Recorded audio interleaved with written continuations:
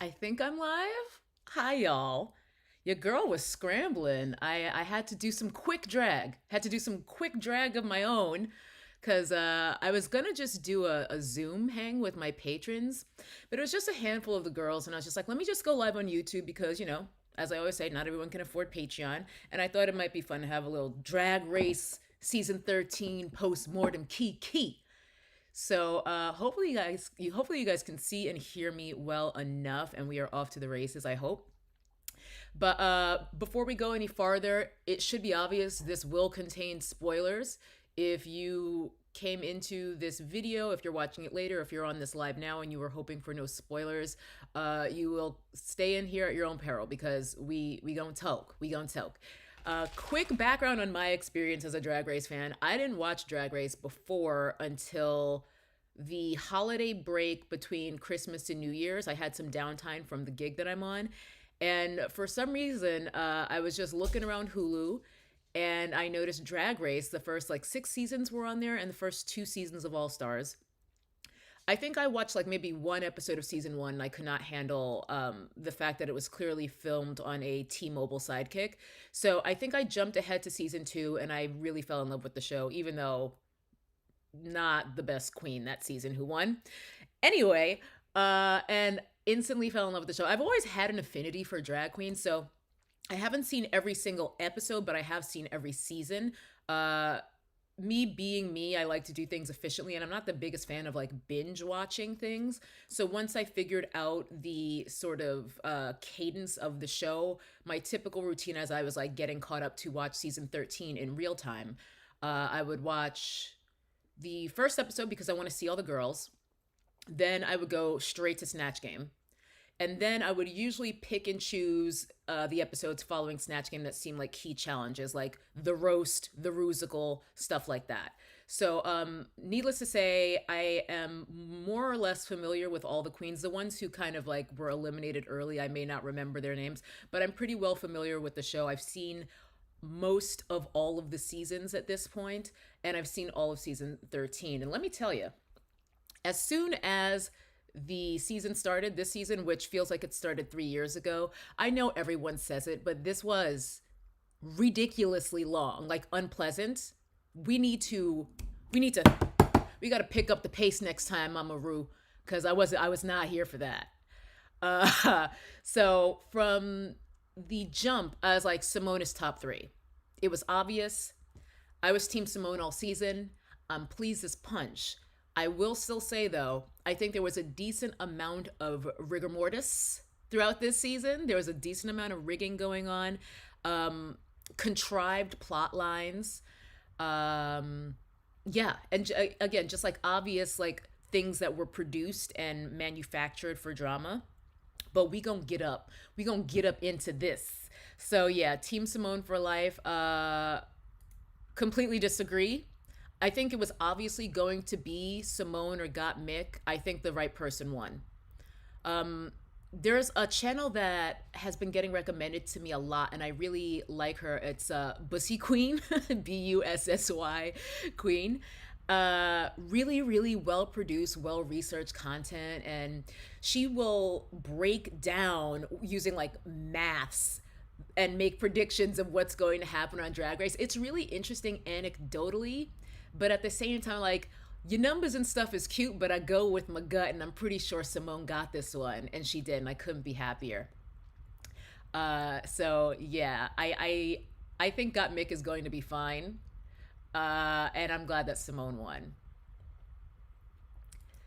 Here we go. Let's get into this because this is part of the rigging that I think happened throughout this season.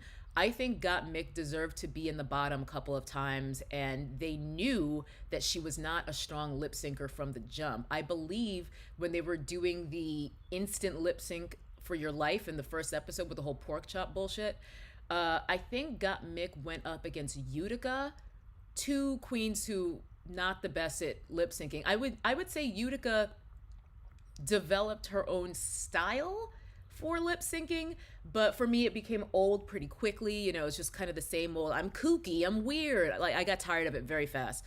And I think it was very contrived to keep Got Mick out of the bottom because they wanted to keep her on the season all the way to the end. I do think she deserved to be in the top three. Top four they did this time, but I don't even know why. I do think she should have been top three, but I don't think she would have been justified in being saved in a lip sync for your life. And I think that carried over to the finale last night because they had that spin wheel. Do you know how easy it is to rig that to just have a person behind you to stop where you want? Give me a fucking break. Obviously rigged. And as soon as they put Candy up against Got Mick for that first lip sync, I said Simone won. I knew it because there was no way that Candy was going to lose to Got Mick in a lip sync. Sorry. Got Mick is like a fashion queen. She's got a really dope, unique makeup style, but performance is not her strong suit, at least not yet. Whereas Candy is a performer. She's one of the New York queens. She did not deserve to be top four, period. End of sentence. But she could still beat Got Mick in a lip sync, and that's what she did. And to me, that was rigging to basically let Simone like walk her way into gaining the crown. Because it was a little bit more chippy with Rose against Simone, but Simone is really good at lip syncing. They forced her into the bottom a couple times this season, I think, where it didn't even make sense. Like, I don't think she really deserved to be there. But again, I think that is rigging to produce drama. Like, rigging isn't always just about like making someone win. Sometimes they'll rig things to create drama that isn't really there to keep shows interesting. So yeah, once it was Rose and Simone and Mick and Candy, I was just like, Simone got it. It's over, Johnny. It's over. Candy was the Silky of this season. Nail on head. Completely agree. Completely agree. It's just like, get her out of here. She should have been gone so long ago.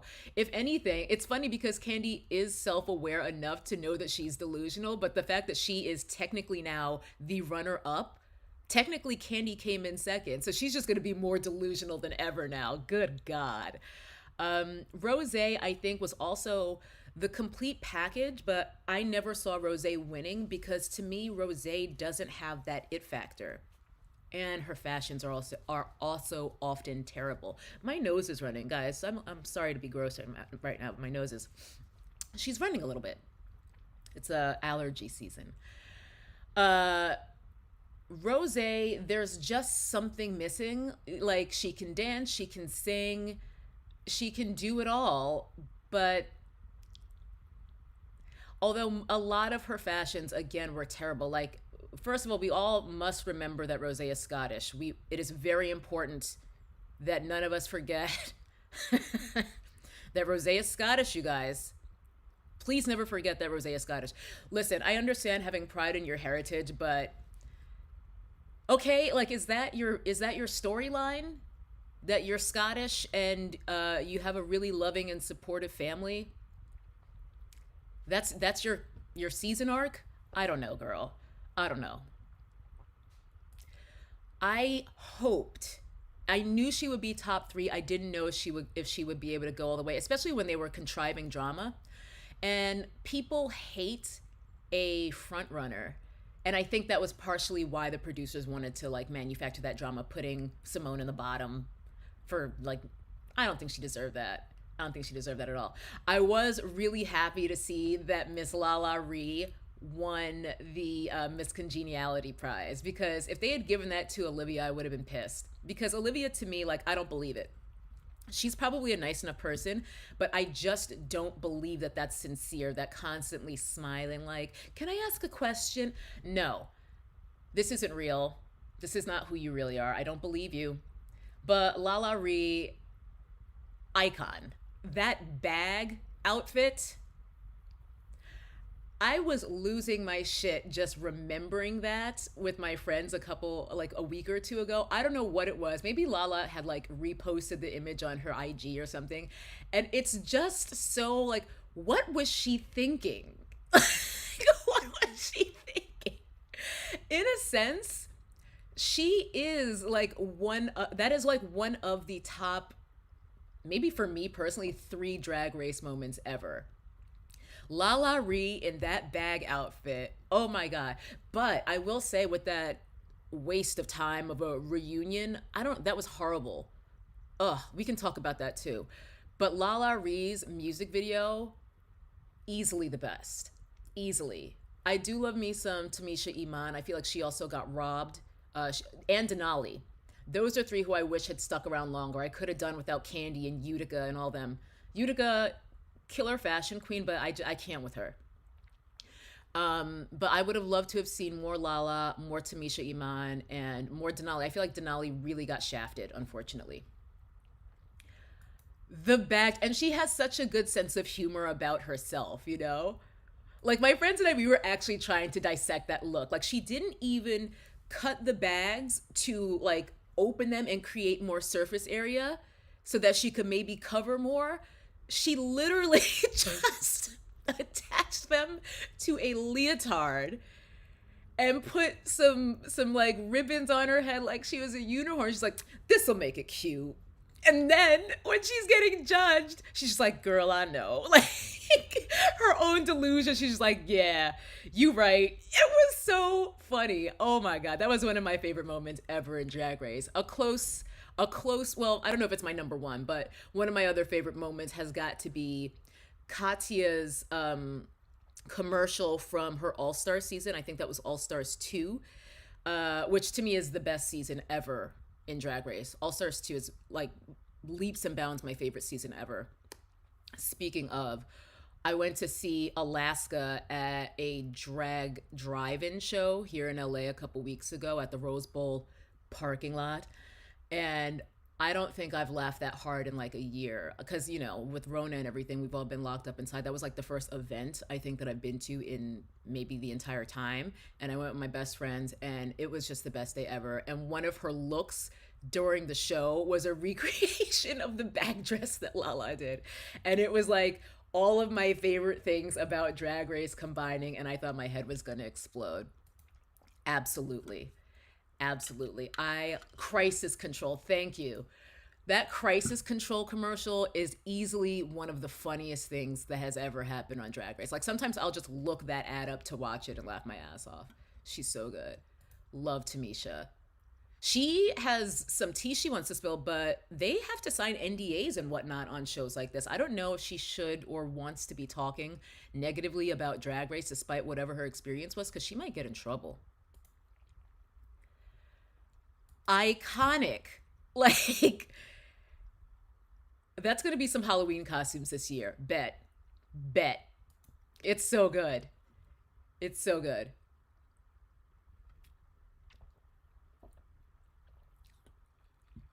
Alyssa Edwards is just, you want to talk about endearing delusion? I love Alyssa Edwards. She's so funny and so delusional and just so in her own world. It's amazing. I was on IG the other day and she put up a story and it's just her in beautiful, like full drag, amazing wig. This is probably like 3 wigs stacked because she does huge wigs these days. And it's literally the whole IG story is just her like, that's it.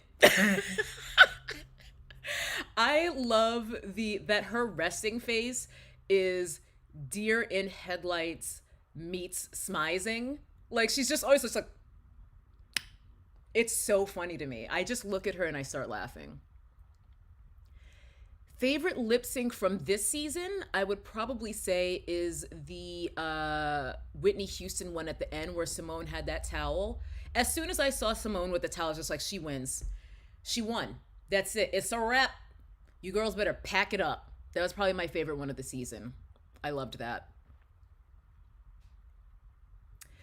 Girl, that World of Wonder contract is serious. You really are giving up so many unknown possibilities to them about your future career too. It's such a predatory contract. It's not even unusual, but I just hate to see it. I hate to see it because I know it's not easy to make it in drag, and Drag Race has made it possible for people to have huge careers and earn great livings because of the show, that kind of exposure.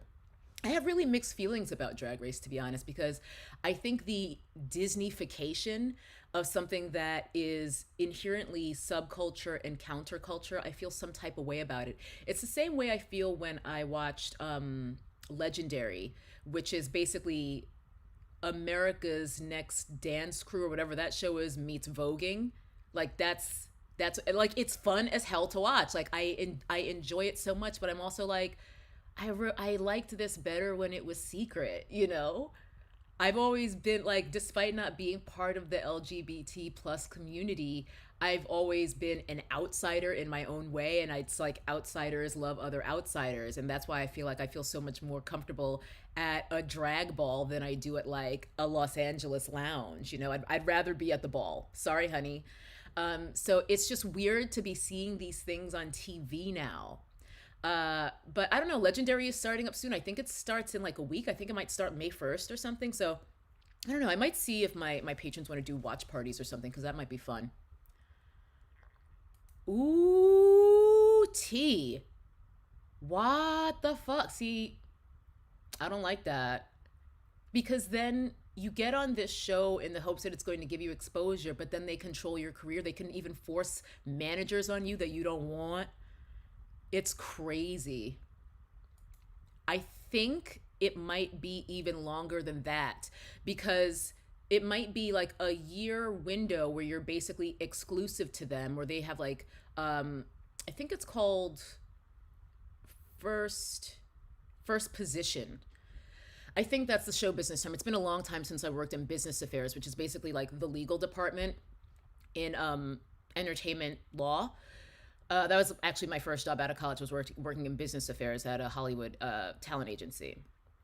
Anyway, I think first position means that even if you're not necessarily doing something for Drag Race at the moment, if you want to do something for something drag adjacent or really anything else in show business, period, if you want to be on Top Chef, you have to get permission from them first, even if you're not booked with them on anything at that time. And even after that term, whether it's a year or whatever, if they do book you within that window, I think the clock resets. So if they have you do a random appearance to be like a lip sync assassin on an All Stars, you know, what are we on, six episode, then that clock resets and then they have you again for another year or whatever. It's crazy. I'd be surprised if Tamisha would do All Stars, Isabel. I'd be surprised. And by the way, you guys, I know this is like a rather meandering conversation, but I don't really get to talk about Drag Race that much because I just started watching it. So now I'm just like getting all of my thoughts about 13 seasons and 5 seasons of All Stars off my chest at once. And I wanted to do this as a live because I don't know if anyone gives a shit about, like, at least out of my Nap fam, about Drag Race. So I was just like, let me not put in time and effort editing something and let's just hang out and do a live. Um, and by the way, All Stars 2, best season, All Stars 3. If I had watched that in order, I might have stopped watching the show entirely. I didn't watch All Stars 3 until like last month because that was the one season that I could not find streaming anywhere. I have a VPN. So I was able to catch up on most of the seasons of Drag Race through like Netflix Japan or Netflix UK or whatever. But for whatever reason, All Stars 3 wasn't anywhere that I could find, and they just added it to Hulu. I just happened to notice it like a month ago. So it's just like, finally, I can watch this. And I already knew who won, but I didn't know how that went down. And I might have, if I had watched that in the order that the seasons actually aired, I might have walked away from the show entirely. I'm still pissed about what they did to Shangela. Justice for Shangela. I hate it. I hate it. Robbed doesn't even cover it. Like, I am so pissed because for me it's like new information. So I'm still so pissed. I love Shangela so much. Girl, now I know why. Because you've always been kind of like shading Trixie here and there. And I didn't feel any negative feelings toward Trixie on her regular season. Essentially, she was a non factor on her regular season, to be honest. But I actively started to dislike her on All Stars 3. Just a lot of things she said, just like sneak dissing, vaguely racial, or if not vaguely racist shit. Mm-mm, no girl. And she did not deserve that win. Period.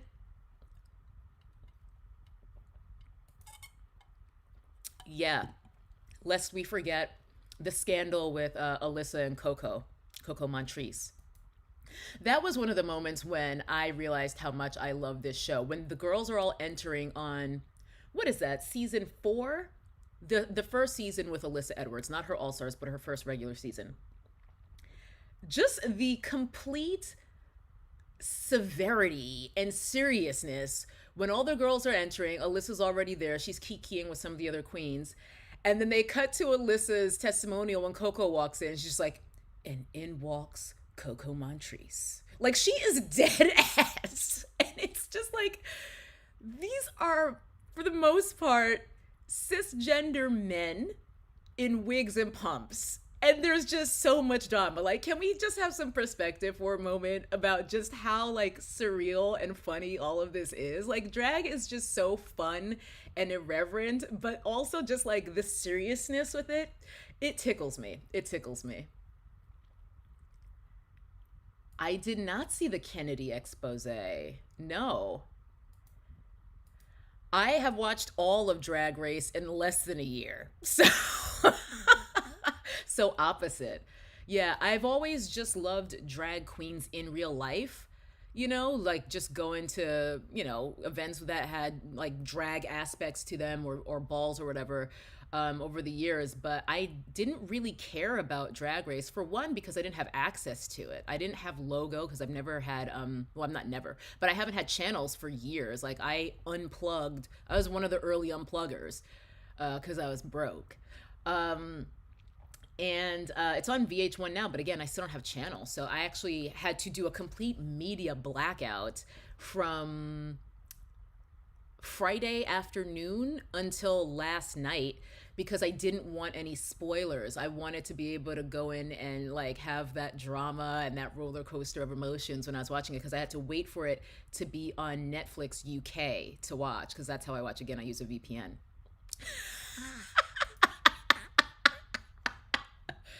Back rolls. Iconic, iconic. These are the best moments. Like, you guys are just taking me through all of my favorites. Yeah, I mean, I remember you saying that you don't watch it anymore, but you seem awfully caught up, my girl, for someone who doesn't watch it anymore. Yeah, not a fan. Not a fan. Simon, I really want to watch Drag Race UK, especially because I heard season 2 is very much like old school Drag Race. Because here's the thing, I still have fun, even though like I kvetch about how long this season was and not liking the way that the show is being produced. Now, people always say overproduce, overproduce, overproduce. It's like one person says it, and because it sounds like authoritative, people love to latch on to things. That's how the internet works. But to me, Drag Race is in a lot of ways underproduced, because they're so quick to jump to like reveals in terms of what the end stage of the challenge, or just jumping straight to the runway. We don't see the production, we don't see the process, we don't see queens sewing anymore, not really. I think there was like just that one thing where they had to do like the painting each other like the other, like when Tina Burner and Rose had to flip-flop, and Got Mick and Candy had to flip-flop. That was the only time we even saw a sewing machine all season. And I don't know. I miss the earlier seasons when the queens had to do more than play dress up. I think when you just show up with a bunch of designer outfits, it's a cute runway, but like, where is the talent? Like, I want a well-rounded queen. I like queens who sew, who are resourceful, who are crafty. I don't know. It takes a lot of the fun out of it for me when it's just who can like do acting challenges and put on outfits. I don't know. I liked it when the challenges were more diverse. And from what I understand, Drag Race UK, at least the most recent season, is a lot more like that. It's more like the earlier seasons of Drag Race, where, in my opinion, they were much better produced than what they're doing now. Oh, interesting. I have heard that the Drag Race audience is extremely toxic. I don't know much about that. Like, I'm not deep enough to be getting into like Reddit, like subreddits on Drag Race and all that. The most I know is just what I hear from Bob and Monet, because I'm on their Patreon. I love it. Sibling rivalry. Although they aren't really doing as much. They added some new tiers, and they said that they weren't taking anything away from the tiers that already existed by adding new ones. But I feel like they are doing less for the lower tiers. So I don't know. We'll see. But I do still love Bob and Monet. Yeah, I gotta figure out how I can watch that. Is that on like BBC? Because I maybe I can get my VPN to hook that up for me. Because I really want to watch that. I mean, again, I already know who won, but I don't really care because I knew who won All Stars 3, and I just watched that last month, and it was still lots of drama for me, especially seeing the way that drama played out. Still salty. Yes, I love, love, love, love sibling rivalry. Like Bob, like it's the perfect name for them too, because they fight like actual siblings, but you can tell that they genuinely love each other just as hard. It's so like endearing and heartwarming. And I really like their community as well. Like even their patrons are super funny and quick. One of the things that I'm kind of regretting is their watch parties. Like I don't think they're doing those anymore for the lower tiers. And again, they said that they weren't taking things away from the lower tiers, but they're not doing watch parties for the tier that I'm on. I think I'm on the $5 tier. So that's kind of a bummer. I think the tier where you're able to get that is something like $20 a month, and I'm like, that's a lot. Girl, I don't know about all that. Wow Presents. I've never even heard of that. Never even heard of that. Girl or sir person, I don't even know how to do all that. I am so paranoid about viruses and stuff. I don't mess with none of that torrent nonsense. I don't know how. Mm-mm. I am not technologically inclined. Like it's a miracle that I'm able to even like run this streaming software to be able to like get this going for y'all. I don't know if I said this already. I can't remember because this conversation is just like rapid fire and I'm just too excited and I can't like focus right now. Not to mention, I was super, super tired because I got wasted yesterday with my Patreon family. We had a movie night. We're doing a White Savior Film Festival. So we were playing drinking games and I was just like, I don't know if I have the strength to do a live right now, but hair of the dog. Anyway, I'm only going to stay on until like 2 p.m. my time. It's 1:28 right now because in my drag race suggestions, I came across a channel. This guy, his channel's called Maddie Rants. I fucking love him. I only discovered him like a week ago, but he does solo reviews of Drag Race. He does a panel every Sunday. And I noticed that he's starting his panel discussion to talk about the finale as well in half an hour. He's starting at 2 p.m. my time. I already linked it in the description box if you guys want to check it out. But I figure if you're here on this live, you love Drag Race just like I do, and you might want to watch it. It'll be fun. I love supporting other YouTubers. He's hilarious. His panelists are hilarious. I watched their panel last week, and I'm like excited to just like watch and relax after I get up with you guys. So much Drag Race kikiing for all of us this Sunday afternoon. Oh, girl, it's been so fun. We watched Dangerous Minds first, and then last night we watched this Keanu Reeves movie, which was even worse than I thought it was going to be. It's called Hardball. Supposedly it came out in 2001 or 2002, but it honestly feels like it's from the early 90s. It was unbelievably bad, and some of our rules are like, anytime they kill off a black person needlessly, you have to drink. One of our rules last night was when Keanu acapella raps Big Papa, finish your drink.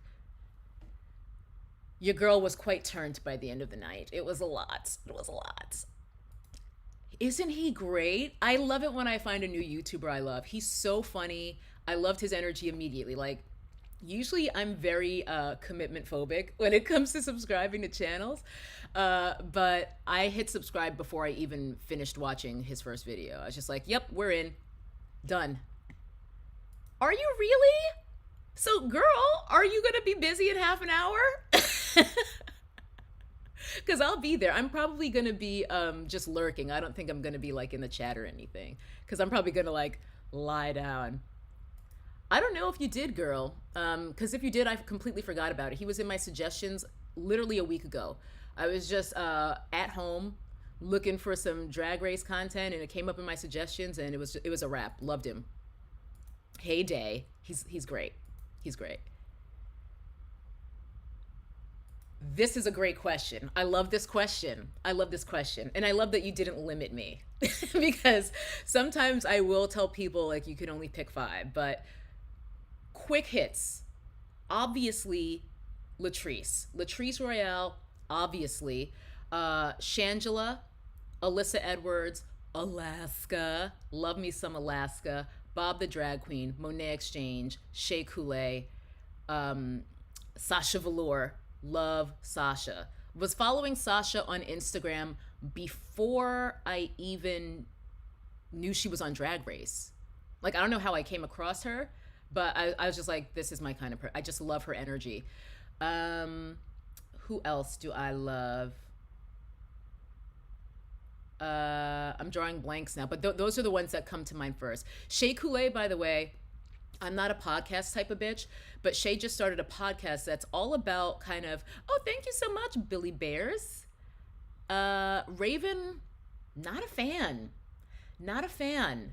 I don't know. And I also don't particularly love how Raven does Rue's makeup. I know that Matthew Anderson used to do Rue's makeup, and that to me was peak RuPaul glamour. Like, those looks, oh my God. Every episode, I was just like, I need to screenshot this so that I can try to recreate this eye look. Beautiful. Beautiful.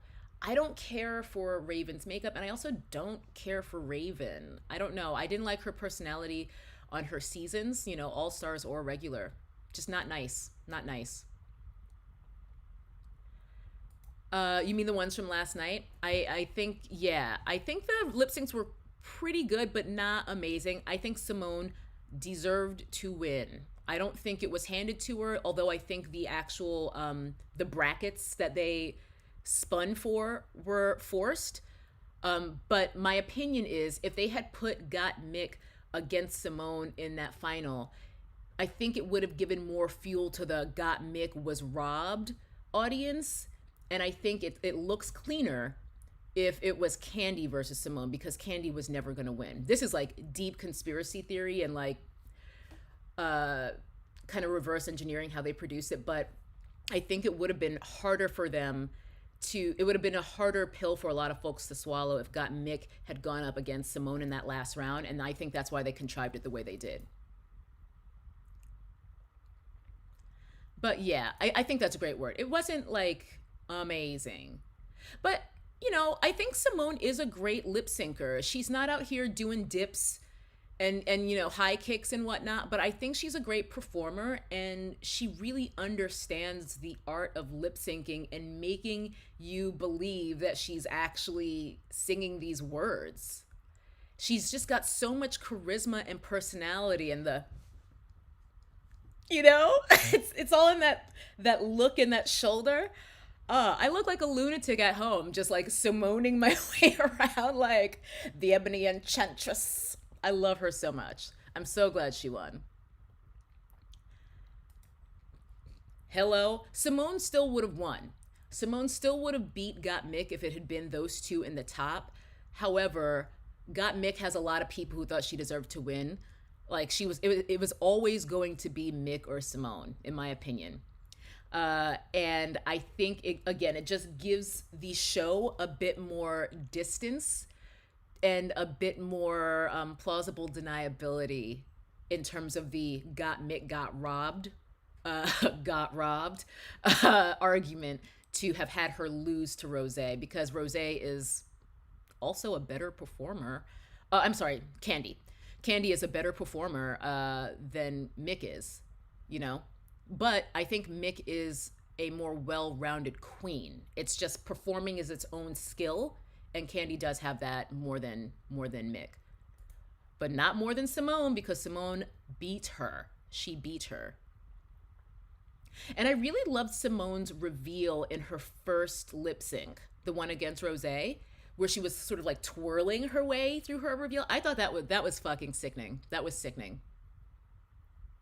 Monique, how could I forget Monique? How could I forget Monique? I love Monique. Brown Cow Stunning. She's another one who I followed before I ever saw a single episode of Drag Race because she's fucking hilarious. She's fucking hilarious on IG and just in general.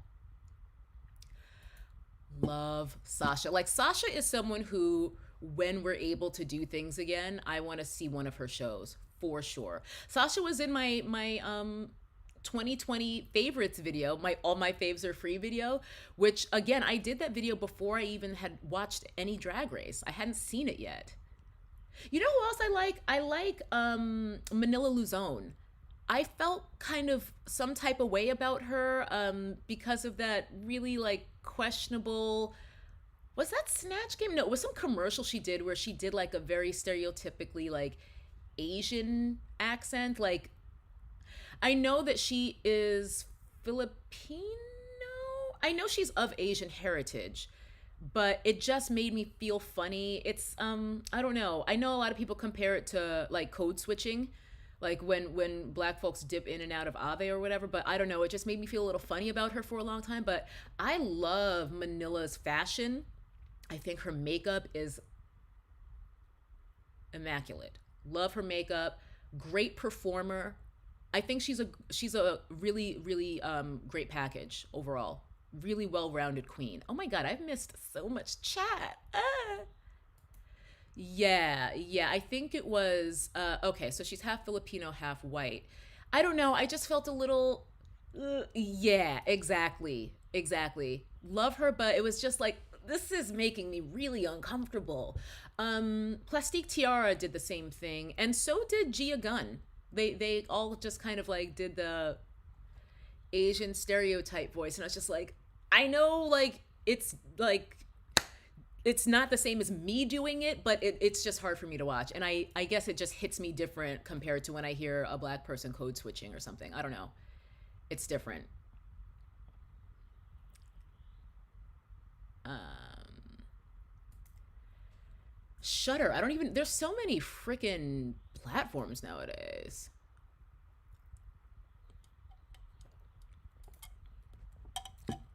Seriously, seriously. Although I think Bob seems to have pretty good politics. He seems to be very well informed, very progressive. I don't know. Monet, like, no tea, no shade to Monet because I do love her, but it's so funny watching her with Bob sometimes because Monet just kind of seems like kind of ditzy. Like she's loud and wrong about things a lot. Like I remember just a couple weeks ago, Bob said the word lackadaisical. And a common error is people think that the word is lackadaisical. This is a huge pet peeve of mine. I actually really, oh, it makes my butthole crinkle up when people say lackadaisical because they are conflating lax, which refers, it's an adjective referring to a very blase attitude, with lackadaisical, which is the correct word. They're combining those two words into lackadaisical, which is not English. And it was so funny. Bob said lackadaisical, which is the word, and then Monet was like, "Not lackadaisical, it's lackadaisical," and she was going on and on, correcting something that she was wrong about for so long. It's just like, oh, Monet, loud and wrong again. But in general, I think that both of them are just really good people. Like I get good vibes from both of them, and I love their relationship. RuPaul, icon, we know this, opened a lot of doors for a lot of queens. We owe a debt to RuPaul in the sense, but RuPaul, we all know, is also a hyper capitalist. They joke about it on the show, but it's also like, girl. And RuPaul, there's something like, where is the real person in there? I feel like RuPaul, this is a bizarre comparison, but in terms of control over image, RuPaul is like Beyonce caliber in terms of like, is there a human being in there? Because there's so much concern about composure, appearing a certain way at all times, that it almost seems like that hollow fake laugh that Ru always does. When you occasionally really see Ru lose it, it's refreshing, but it happens so rarely. There was that moment. I can't remember what was it. Vixen. I think Vixen had a meltdown at one of the reunions, and RuPaul had her own like, "How dare you? We were all rooting for you" type of moment, and it was really refreshing.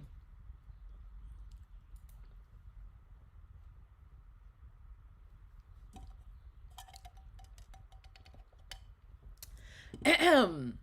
Ahem. I think there's something to that. I think Rue, a lot of her looks until more recent seasons, I loved the makeup. Like I loved seeing the makeup every week, but it was like gown, gown, gown, gown, gown, gown, gown, gown, gown, gown, gown, gown, gown. Same half moon hairline. She still loves that half moon hairline, which I kind of love too because to me it harkens back to that almost like very campy budget, like just making it work type of drag. Like even though we know Rue's wigs are worth hundreds and thousands of dollars, not to mention, isn't there some soundbite about Rue not even remembering how many $10,000 dresses she owns? Like, wow. I think Bussy Queen talked about that in her video where she was like talking about how expensive it is to be on Drag Race, which was based off of a Vice article that I had read a few days before that video went up. Really good article. If you can track it down, just Google Vice News and Drag Race because it is not cheap to even compete on Drag Race. Like you're investing so much money in the hopes that you're going to get bookings, and good luck during a pandemic. Anyway, but yeah, I'm glad that Rue is switching it up more now. Like we occasionally see her show her legs, even, which like we didn't see her legs for years, and they're great legs. Switching up her padding a little bit. Yeah, it's nice to see her changing things up, but I do think that Rue definitely has a comfort zone. I was surprised to even see her perform at the finale last night, but I think it was more a reminder to be like, just so y'all bitches ain't forget, I made this all happen for all of you. So yeah, here I'm gonna go and lip sync to my song and pose while some, pit crew boys dance around me. Lord, I think this is a really great appraisal. Yeah, bingo. That's a bingo, Mia. Yeah. Because Rue has some shitty politics too. I do feel like Rue's affection for Gottmik is sincere now, but I also feel that Rue was perhaps at one point maybe doing too much to try to rehab her image from these accusations of being transphobic. And I don't really know the tea on that. I've only heard the accusation, but like I don't really know specific things that were said or done with regard to why those accusations have been hurled. So y'all will have to fill me in on that because again, I'm relatively new to the drag race world, so I don't know all of like the long histories of drama and tea.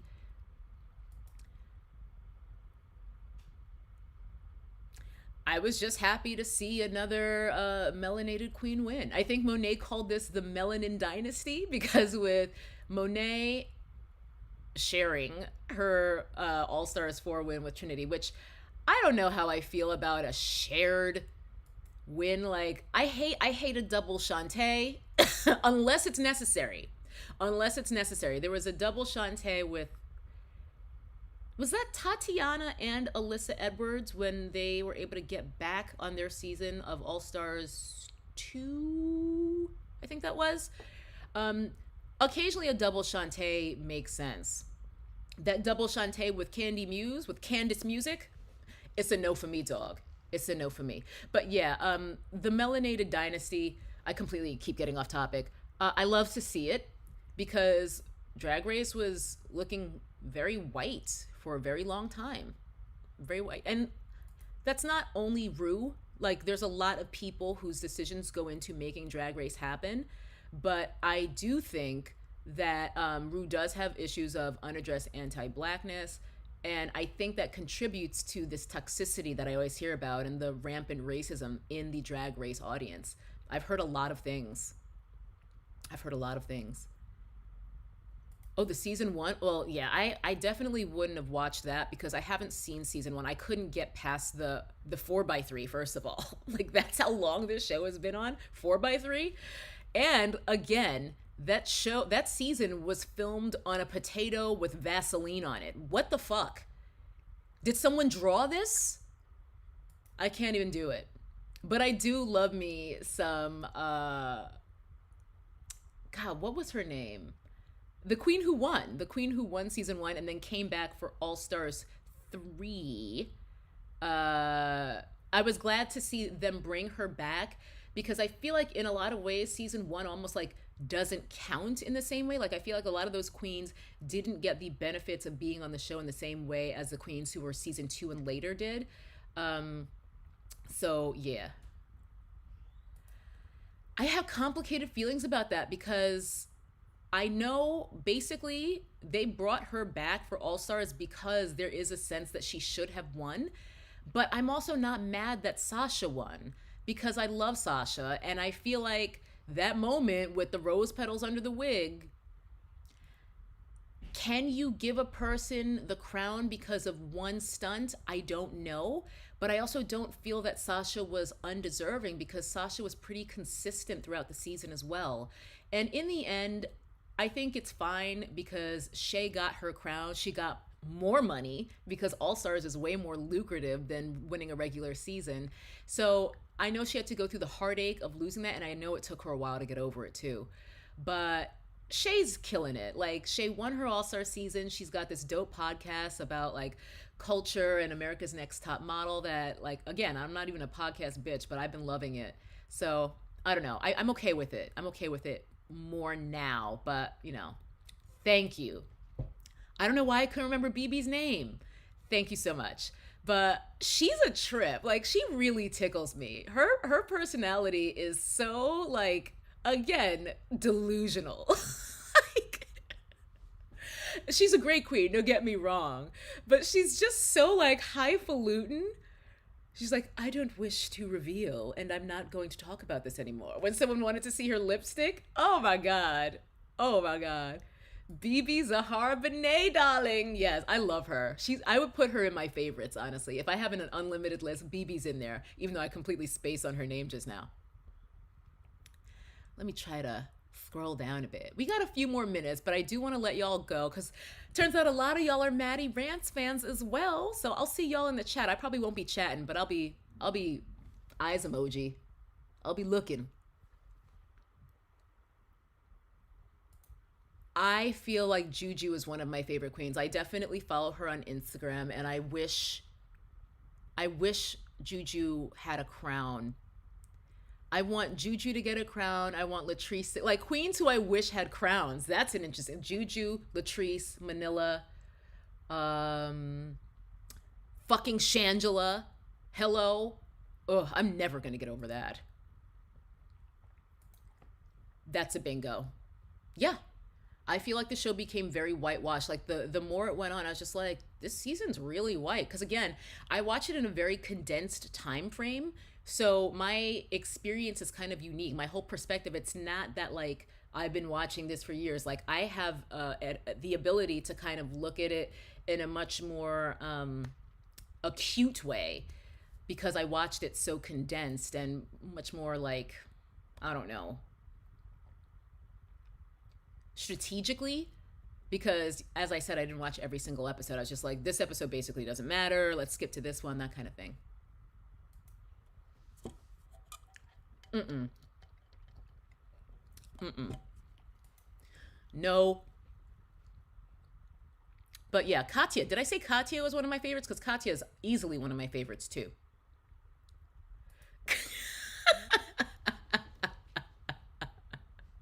I cannot. I'm not able to name a more iconic combo. This is why we love Alyssa. Delusional. Delusional. BB, delusional.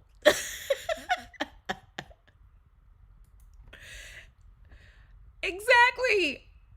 She's always up in everybody else's business but wants you to respect her privacy. Exactly. I love it though. Like, you can't, we have no choice but to stand. I love it. Oh, the H&M moment, H&M. I've heard about it. I've heard about it. And I have complicated feelings about that too because we've hinted at, RuPaul's bad politics and whatnot, but also lack of perspective because Ru is rich and old. And Ru has been rich for a very long time. Ru has been famous my entire life, basically. I mean, Ru's been famous since the freaking 90s. So, yeah, the idea like H&M clutching pearls, like, yeah, welcome to reality. Drag doesn't pay for most people, and this is like Okay, yeah, you can zhuzh it up, you can stone it, whatever. Stones cost money too, by the way. Um, I don't know. That moment, even though I know it was like kind of Gagatronda, as Alaska would say, and a lot of people thought it was funny, it actually really bothers me because it's a complete lack of perspective. And earlier seasons of Drag Race weren't like that. I mean, plenty of queens. Bob wore a $20. I think Bussy Queen talked about this.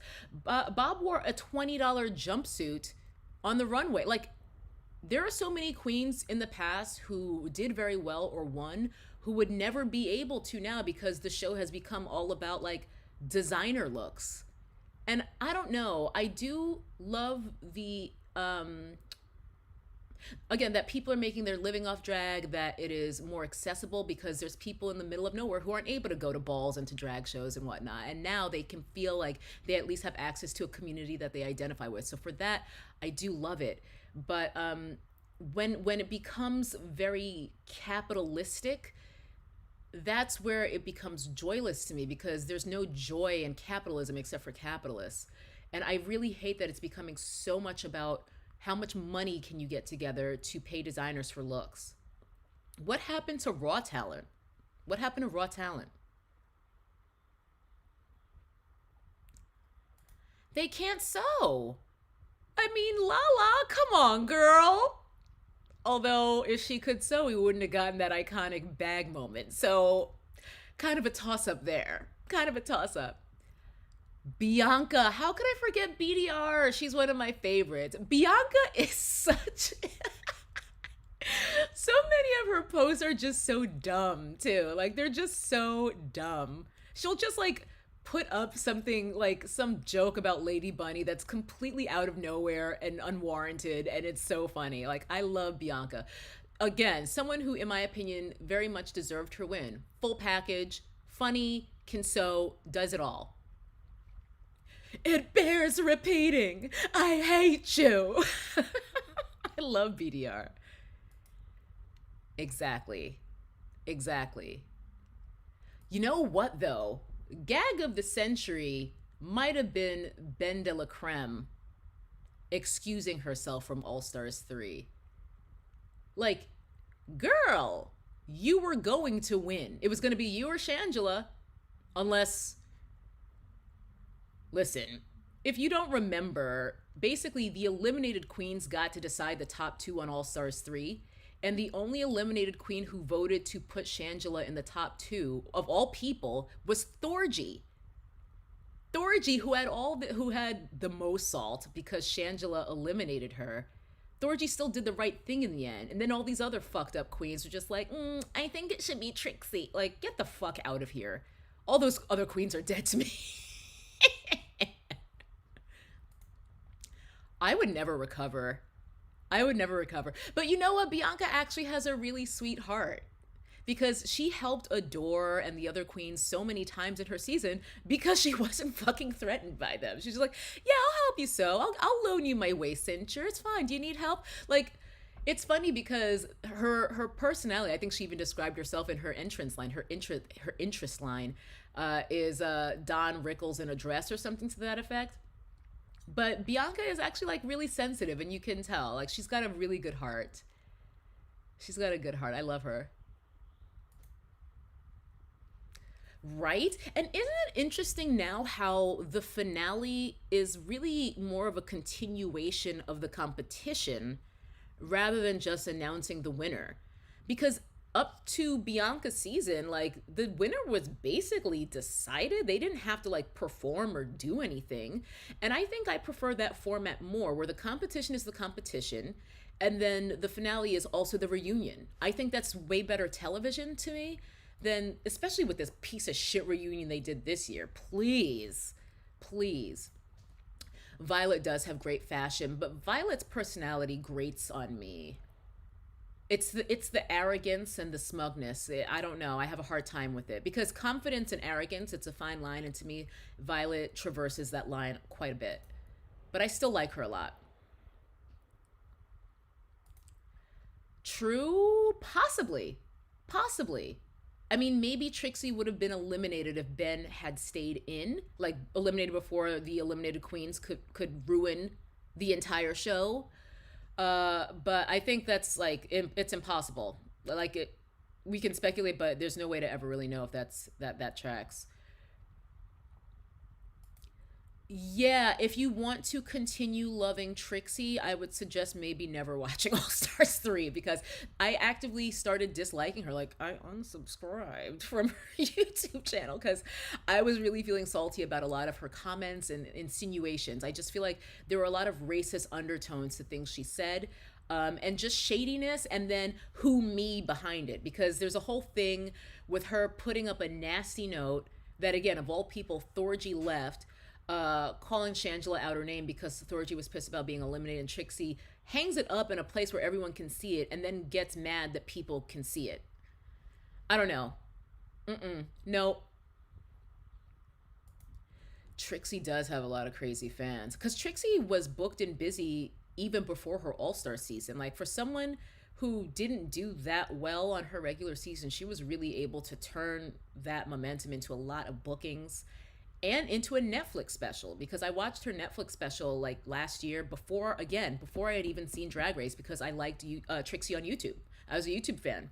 So she's like, oh, let me watch Trixie's documentary. And during the documentary, she finds out she won All Stars. So she snatched a Netflix doc before she had technically even won All Stars. Talk about momentum.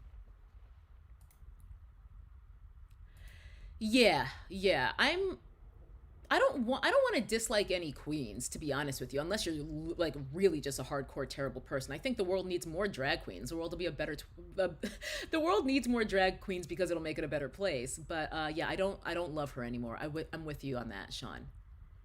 Oh, you guys, it's almost 2. I'm going to jump.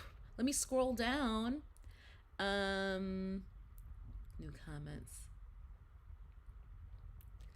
Wow. Yeah, see, I watched that one on the catch up. So,